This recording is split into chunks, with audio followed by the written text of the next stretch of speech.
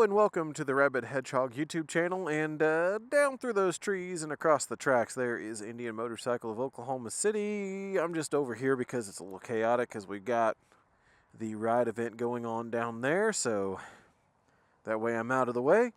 We can discuss this beautiful 2025 Indian Roadmaster 112 PowerPlus with power band audio. So when it comes down to 2025, this is one of the new models that came out. And it is a modern interpretation of the Roadmaster Dark Horse and Limited. So this one is going to be a Dark Horse package because of the blacked out components. Again, Limited means that it's chrome, Dark Horse means it's blacked out, and that's the only difference in the trim. Now the cool thing is, with the updated fairing on the Roadmaster, you do get these little winglets to help control air, and that is something that is stock on these, along with these vents down here as well that you can manipulate. And of course, going around this motorcycle, you can see the beauty of this thing. I love this color scheme, man. I really do. I really do. Really catches the eye and everything. It's not necessarily a metallic paint or anything, but it definitely does stand out from the normal. Just like your other ones, you do have the power outlet back here, behind here. And then if you notice, the speaker does not really intrude too much into the saddlebag there. Coming around here, do have a light that will come down through here, so that way you can light up the cargo area on the trunk as well. There we go. It's a little new, so it's always a little tougher. Down here as well, you can see that intrusion is not much. No power outlet on this side. All right, I'm going to go ahead and hop up on here. Name of the color on this one is Storm Gray, is what they call it. They still have the pouch up here for your wired Apple CarPlay. So you do have to have that wired and a Bluetooth headset connected for the CarPlay to work. I'm going to turn this on. You can see that this one is the 112 with the Rider Assist Package, or RA. And that way you have your blind spot monitoring, tailgate mitigation and warning system, heel hold assist, link braking, and all of that. Just like the Pursuit 112 and Chieftain and Challenger with the 112. All of them match each other and their trims. Alrighty, as this is coming online, left side speedometer, and also your turn signal, low fuel, side stand warning light, and cruise control indicators, plus your bright, and then over here traction control, ABS indicators, key fob missing indicator, right turn signal, chassis indication, low tire pressure, and also your service engine and oil warning lights over on this side. All right, just like every other Indian motorcycle, you can either hit this button to go through your rider screens.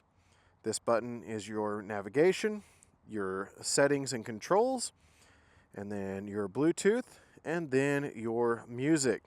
Again, the power band audio is really good sounding, very crisp and clear, just not as punchy on the bass as some would hope. Going through here, I like it to be in sport mode, and somebody already had it there. I'm going to go ahead. 200 is close enough for me. I'm 195, 6 foot tall, 32-inch inseam. So you can hit those buttons there. Left side, you can go through those as well.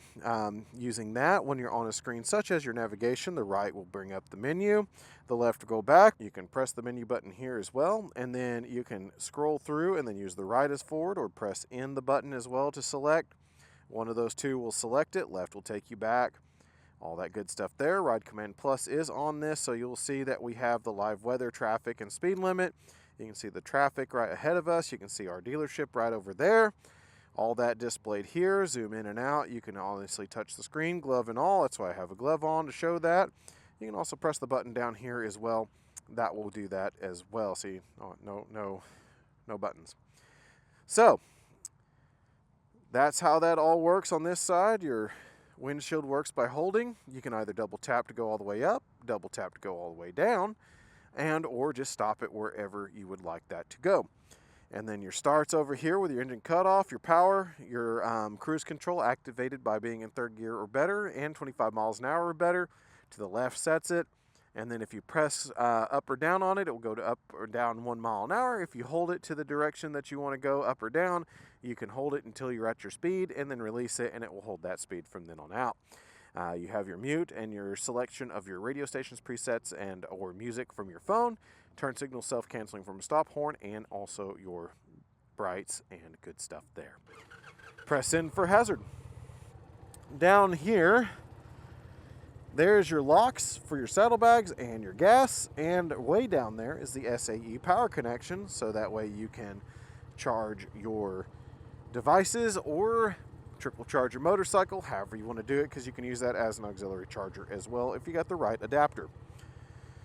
Alrighty, let's see, let me make sure everything is on. I'm going to put tailgate warning online, blind spot warning is online, all is online, and the hill hold assist, 6-speed transmission. Friction zone on this one, it's getting out there to be about a 3.5 or so. So that is a little bit further out than the last one I test rode, but that's the nature of the beast. Whee! And away we go.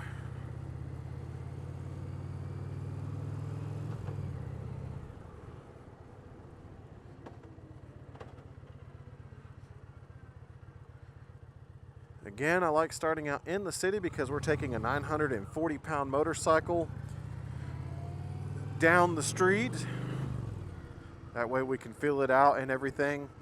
Now this Roadmaster, just like the Pursuit, has the more cupped seat than the other, but the handlebars come back and down a little bit further to me because you feel a little bit closer and a little bit more lean forward than you do on the Pursuit. The Pursuit, you're more laid back and relaxed, and the Roadmaster, you're more straight up and kind of toward the handlebars. If you watch my Pursuit video, you'll see that there's kind of a small angle to my arm from down to straight, where this one's straight down and straight out. Everything else below, though, is the same in terms of the bend to the knee down to the ground, the squared off seat and everything. All that kind of remains the same. The Roadmaster's windscreen, in terms of its stock position, is actually more up than the Pursuit's. So right now I'm going head on into the wind. We have about a 10 mile an hour wind today, so not too bad. And no buffeting to speak of at the 35 mile an hour mark right now.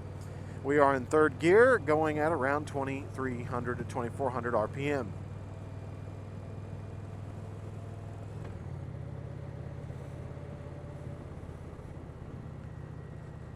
Now the Roadmaster with the Thunderstroke engine has always been one of my favorite motorcycles. That one is a little bit more compact feeling whenever you're on it.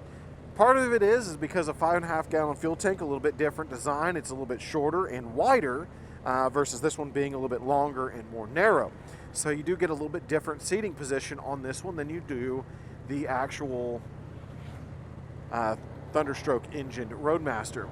But the thing that you get on this one is the handling of the Challenger platform. The PowerPlus platform with the inverted forks, the big Brembo brakes up front, and everything feels very light to the touch when you're going into turns. And remarkably flickable. Now I'm able to kind of do this at a little bit better speed this time around. Can actually point, just shoot. And this thing, you can hold your speed. I'm actually gaining some speed, which I shouldn't be because I'm coming to a stop. But it's very easy to turn this thing more so than many people would expect. And that is freaking cool when you're on a giant touring bike like this with the full luggage and the full dress out. It just doesn't feel like it. I know this bike weighs in at around 940 or so pounds. And yet it does not act like it, just like the Pursuit as well. Now, granted, it is a little heavier steering, not quite as crisp as the Pursuit is, and the reason being for that is because you do have the fairing on the fork itself. So you do actually have a little bit more weight on the front end that you can feel a little bit. Remember, the parts of those fairings weigh anywhere between 40 to 60, even up to 70 pounds, depending on the make, model, and who it is. I think Indians is something like 60 pounds. total for all fairing hardware and ride command and all the good stuff that hides up in there might be a little bit lighter than that. Don't quote me on that for sure, but I've never removed one off to, you know, check it out and see how much it is. But I do know it's up there in weight pretty decently. However, when you're riding, again, one thing I like about it is the shape of the fairing. Do I feel a little bit of wind buffet? Just, you know, just a little bit is there. You can feel that in the handlebars with just a little bit of a wiggle. But the way I hold on, I don't get moved or buffeted by any means. It's just that I've ridden bikes like this for more time than one would want to imagine. And also that I am, you know, actually less on bikes that have fixed fairings than I am on bikes that have had bat wings and also fork mounted fairings.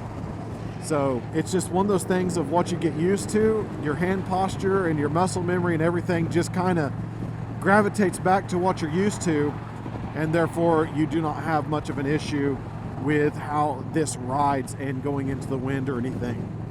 Now, where your hands are placed, where the speakers are and the, you know, winglet and everything like that, you got a little bit of a cant back to the bar. It comes back to you.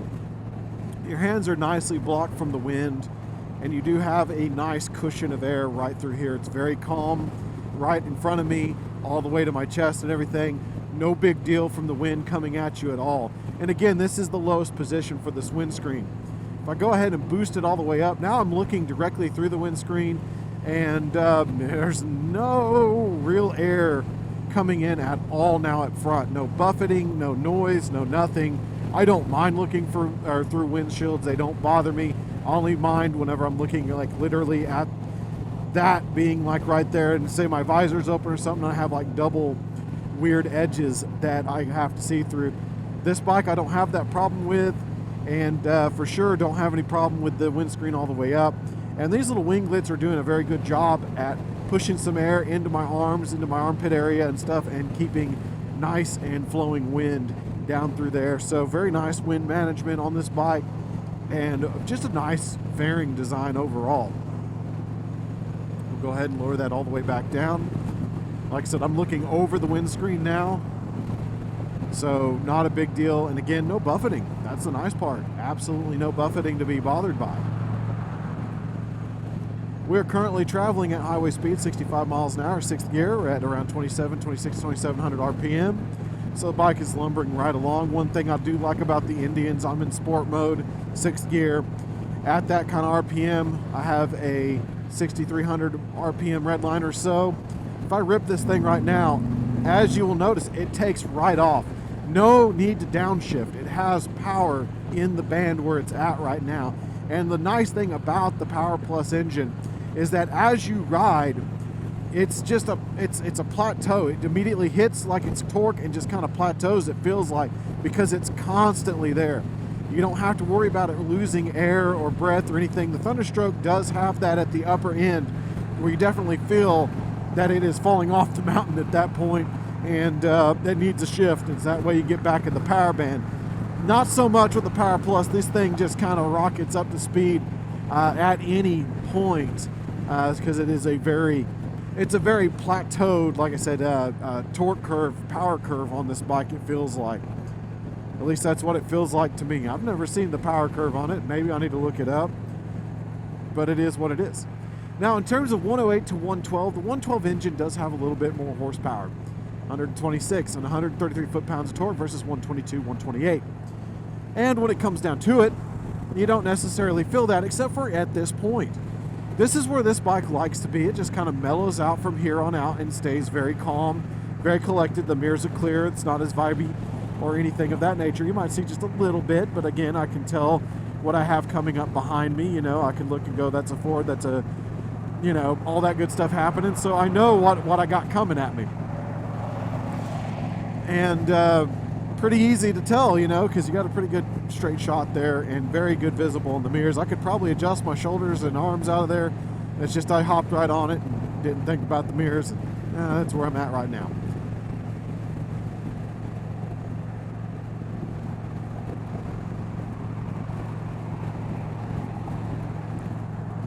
Now again, I really do like the response of the rider aid system on this when it comes to blind spot monitor and everything. If you notice, I went blasting by that Toyota and it didn't pop up. That's because it really didn't stay in my blind spot. It was there and it was gone very quickly. And that's one thing about it. It's not a overly angry nanny.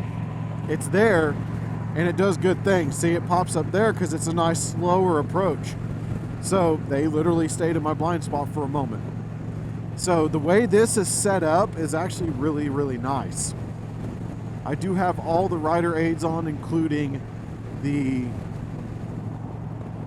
hill hold assist and everything as well, and the linked braking of course comes on it as well, so we can test that as we go through. But man, this is a very pleasant ride. Again, this does have the electric suspension. This is the first Roadmaster with it. It does lose the heated and cooled seat of the Thunderstroke model. The Thunderstroke model continues to keep the air shock in the back and the heated and cooled seat, where this one is going to be more like the Pursuit, and that you have the heated seat, the heated grips, the and all that good stuff, but you don't have the you don't have that heated and cooled seat. You do have fog lamps on this bike as well. All those controls right there. There's your heated seats and fog lamps and rider seat and all that good stuff right there. So that way you can access it and do it. There is no hard buttons on the bikes anymore. That was something they did take off for 2025. Just something that I would like to point out. Engine braking on these bikes are fantastic as always. Transmission shifts nice and smooth. Power is all there that you need. Takes right off, gets a little vibey in the high end, but then you shift it, it's right back in the power band very smoothly. No abruptness, no play, no nothing. Just a really nice, solid ride.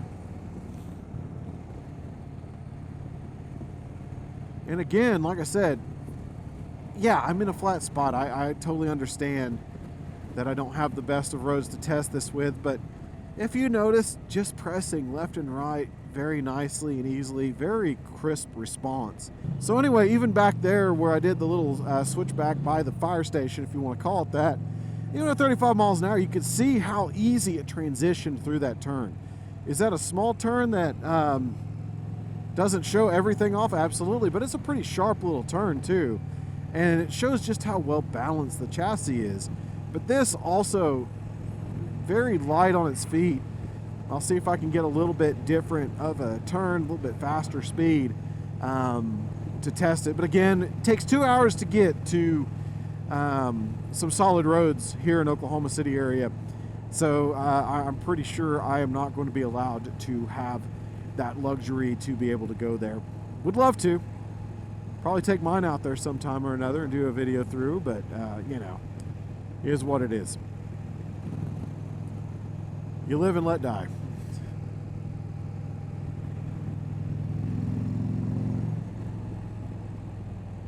PowerPlus has a very nice sound to it. And again, the power is just very much well there the whole way.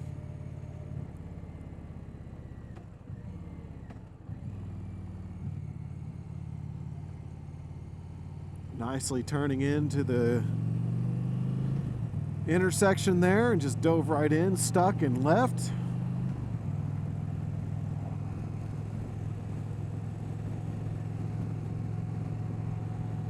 Again, just a very nice, clean ride. And it's a very good modern interpretation of the Roadmaster. The original Roadmaster is a little bit more weighty in terms of its steering. Traditional fork will do that with the extra weight on it. This one has a less unsprung weight, so that's why it has a little bit lighter, crisper feel to it. Also, this one does have a little bit better lean angle as well, so you can kind of dive into the turns a little bit more aggressively with this one, and it's something you can't quite do with the original Roadmaster without dragging some exhaust or some floorboards or anything of that nature. I have drug plenty of Roadmaster floorboards through my time, and so far I have not done it on this one. Of course, I'm trying to be nice. I know me, but definitely can feel that this one is a lot more aggressive. Again, this engine braking is very nice, and the braking is superb on these bikes. Again, those Brembo brakes really do a good bit of grabbing as well. Of course, I use both brakes, so I'm not trying out the linked brake system on this one right now. Now the heel hold assist, I did this on the Pursuit a little earlier. Found out that the way it works is it does take a little bit more of a press to the rear pedal or pull into the front brake than you would expect. But once it locks in with a green H saying that I am good to go. And whenever you go to go, you'll feel a little bit of a grab for a moment, and then it will release and you're flying up the hill like you need to.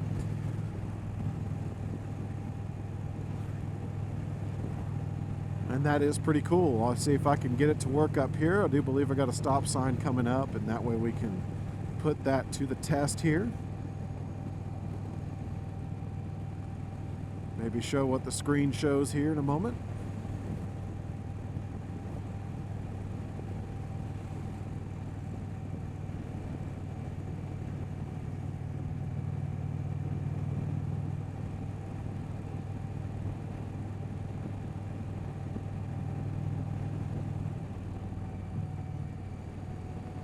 Such a pleasant ride. All right, we're going to go ahead. I got plenty of room behind me, so I'm going to go ahead and give her some good brakes. Both brakes are responding very nicely. Again, I'm not using the linked system. I'm using both. All right, there we go. You'll see the green there now, and then away we go. Salt release, and there's that little bit of hold for a moment, and then we're good to go.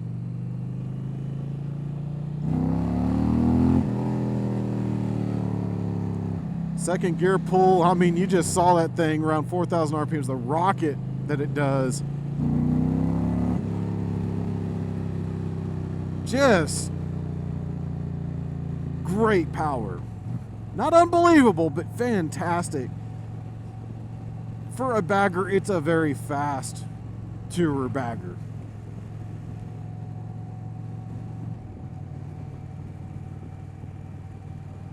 And to be real fast is kind of subjective. To me, a bike this big should not be that ready.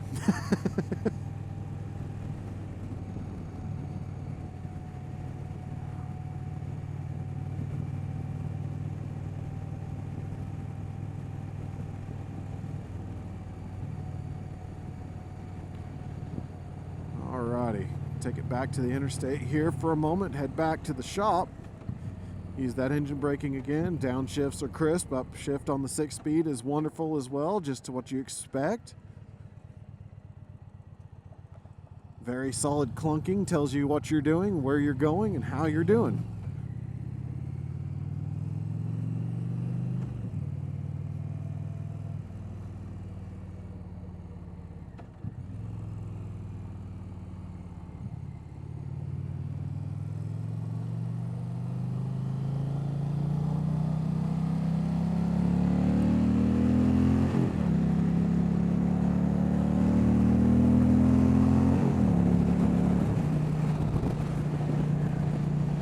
Really nice entry power, still in 5th gear actually there we go, up to 75 miles an hour now, and we are right at 3,000 RPM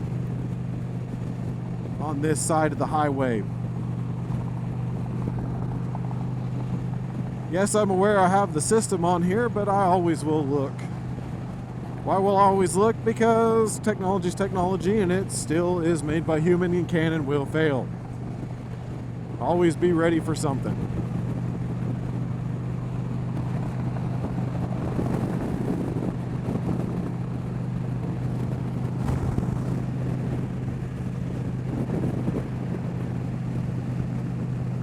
Overall, this thing gets in and out of traffic like it's a much smaller bike. And that to me is cool.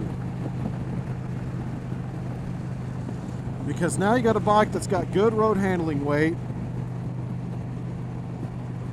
great response in the handling dynamics, and it's also very comfortable for a very long period of time.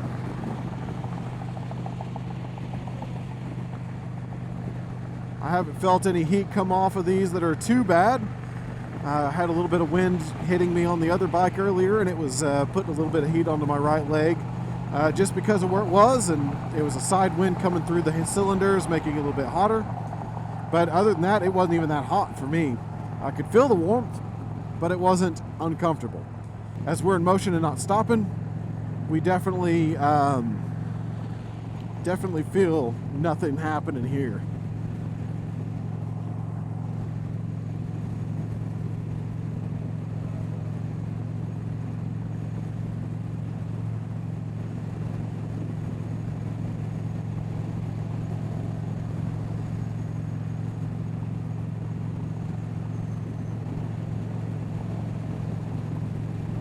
Alrighty, transitioning back over to 44, going over some broken roads. The suspension on this is just as nice as the Pursuit.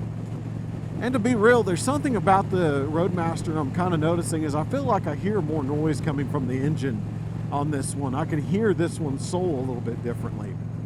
I don't know if that's just because of the way it bounces around and how the sound is projecting around versus what it's like in the fixed fairing, where there's more of a cavity up there and it might catch more of that noise than it does on this bike. But I do like that a little bit more. I like having a connection between me and the motorcycle, and sound is part of that connection, where it tells you where it's at, what it's doing, and how much effort you're putting into it, if it's liking it or not. Same with the vibe, same with some of the things. You want to feel some of that so that way you know if you're stressing it or whatnot. The way this thing sounds is remarkable and just purring right along. We're back at that 65, 26, 2700 RPM mark, and it's just eating up the miles. Again, the seat's got that little bolster in it, so nicely planted in the seat, nice and wide, a little bit more squared off than tapered like on the Thunderstroke one, so it's a little bit different. How do you put it? Support, I guess I should say, on the thigh. So it's not as tight, I feel like, you know. I feel like it's a little bit more wide open, a little bit different of a ride position for sure, and it's definitely more comfortable to me, actually. In fact, I kind of like the stance altogether in terms of handlebar placement and all that over the Pursuit. Do I love the Pursuit? Absolutely. I mean, when it comes to the wind protection, the way it slices through the wind, so effortless, it's remarkable. Again, this one, I have more feedback, and that's something I kind of like, is I want the bike to talk to me and to fight me, so that way I have something to do. Sometimes if you're just sitting on the road for too long, you get that road fatigue and all that. If you got something to tell you what to do and wake your mind up and keep you going, then that's helpful. And again, it's nothing major. It's just a little bit where you can feel the bike through the bars and you know what it's wanting to do, and basically what kind of wind you have and all that good stuff. Just a little bit less refined than the Pursuit, but the platform is still fantastic, and I would not ignore the traditional fairing and the way that this thing rides as well. This is so comfortable. It's just really nice to be up here, and again, like I said, the wind protection is fantastic on it. Sport mode is absolutely just like it always is, hilariously fun for me. There's no reason for a bagger or touring bike to be this fun. None at all.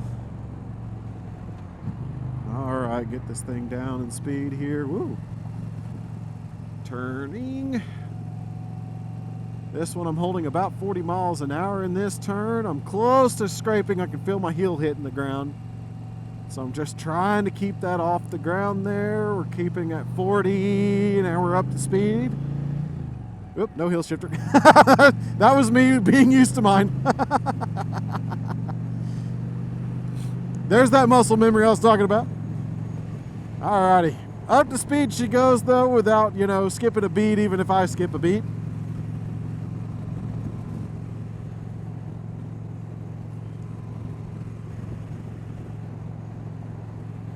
But man, oh man, this first Roadmaster I've taken out, I took out the Chieftain. That one was fun, but I'm gonna have to say, if I'm gonna go with a PowerPlus model, of all the ones I could choose, I honestly think I'm choosing the Roadmaster.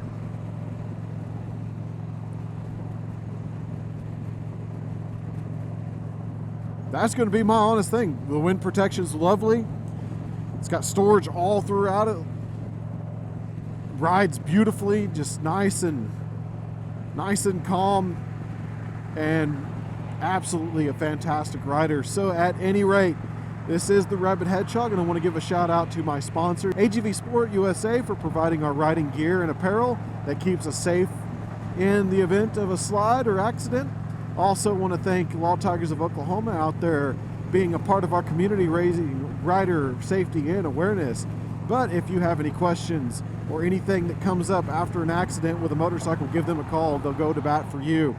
And also want to thank Doug Crawford and his USA Synthetics Distribution and AMS Oil for protecting the inside of our motorcycles. And we appreciate everybody for signing up with us. And definitely, guys, if you get a chance to, we got this demo day going on through tomorrow, Saturday, the 8th of November, 2025 as well. But we do offer test rides as long as you got your valid endorsement and everything year round. So if it's a good day, nothing on the ground or anything like that, then you are more than welcome to come to Indian of Oklahoma City, take a test ride on any of the models, and get to feel them out for yourself. And I'm telling you guys, if you ride off the Roadmaster just because the Pursuit's there, you're missing out on a bike that's got what I think is a little bit more character and just as much of a smile on the face. That's going to be real. So at any rate, keep that shiny side up, folks, and we'll catch you on the next ride.